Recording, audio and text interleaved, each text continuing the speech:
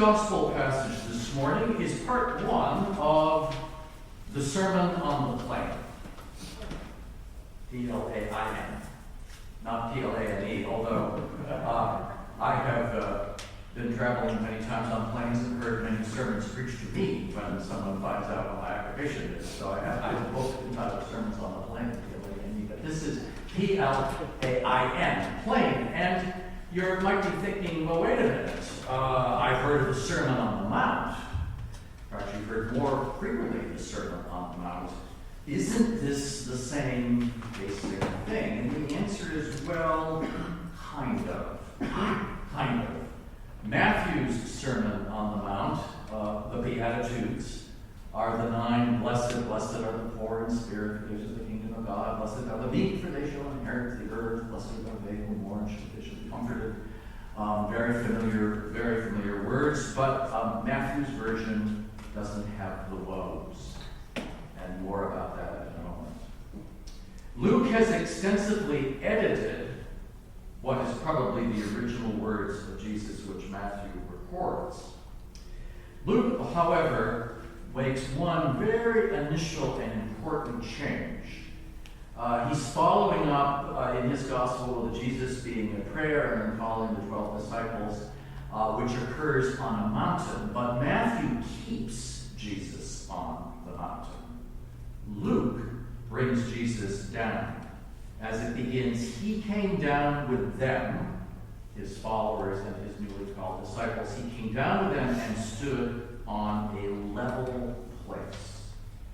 And that is a significant detail that will make more sense as we go along. They come down and they are on a level place. All people together, disciples and listeners, and believers and non-believers, and those people who are going to hear Jesus say one thing and agree with it, and another group of people who are going to hear Jesus say some things, and they're not going to be too happy about that. So there are 4 blessings and 4 woes. Because Luke is someone who loves pairings. If there's a 1, there's a 2. If there's a man, there's a woman.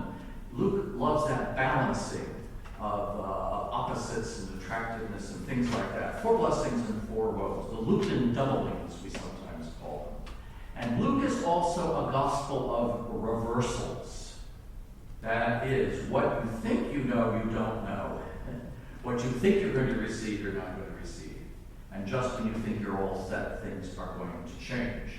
And right from the beginning, Luke records Mary in the Magnificat saying exactly that. God has brought down the powerful from their thrones and lifted up the lowly. God has filled the hungry, but sent the rich away empty. And that's what we hear today in this passage. Poor, rich, hungry, full, weeping, laughing, rejection, acceptance. Those are the 4 pairings. Jesus speaks to everyone in the crowd, as I said. Everyone. Those who are getting it, those who are just starting to follow him, those who perhaps will not get his message. Disciples, the sympathetic listeners, and those who will have a hard time really hearing and doing what Jesus has to say. But first he speaks to the disciples, and hopefully maybe that just might include us as well. Poor.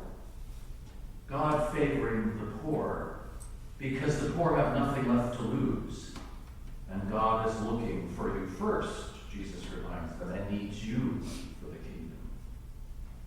Hungry, who want to be filled and fulfilled not just with food, but with spiritual sustenance that money cannot buy.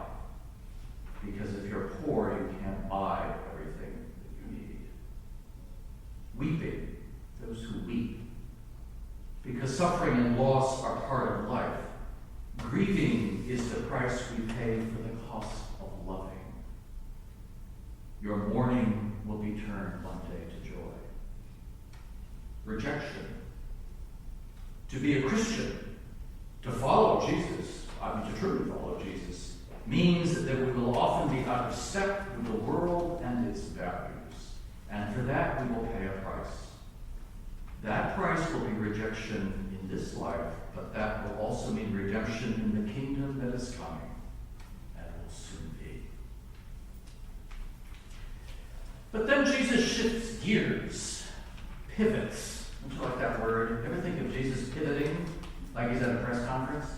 Jesus pivots. That one little word, but. After the 4 blessings, but. And then Jesus, you could almost see him turning and looking at others in the crowd. He begins talking to the same audience, but with different people in it. Remember the level place that all are standing on? There is a leveling of the challenge to those who have a lot of things, of power, of wealth. There's a leveling that he is seeking from them. These are people who need to experience what is it like to not have things and power and wealth. The woes are Luke's reversal of fortune and Jesus' warning that if you don't have God or faith, you really don't have much to live on in the first place, and you don't have something that will endure and stick with you. There's a great and wonderful Hasidic saying, not based on the gospel, but it sure fits, and with a little bit of Jewish humor. And it goes like this: how easy it is for the poor to depend on God. What else do they have to depend on? And how hard it is for the wealthy to depend on God. All their possessions cry out to them, depend on us, depend on us, depend on us.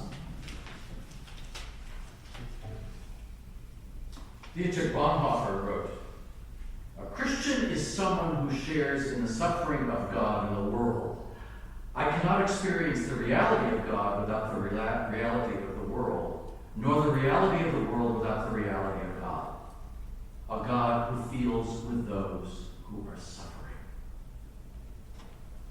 A Christian is someone who shares in the suffering of God in the world. Notice it's not someone who shares in the suffering in the world and then believes in God. It is someone who shares in the suffering that God feels for this world and all that has not been right or correct or faithful, for the poor, for the hungry, for the greedy.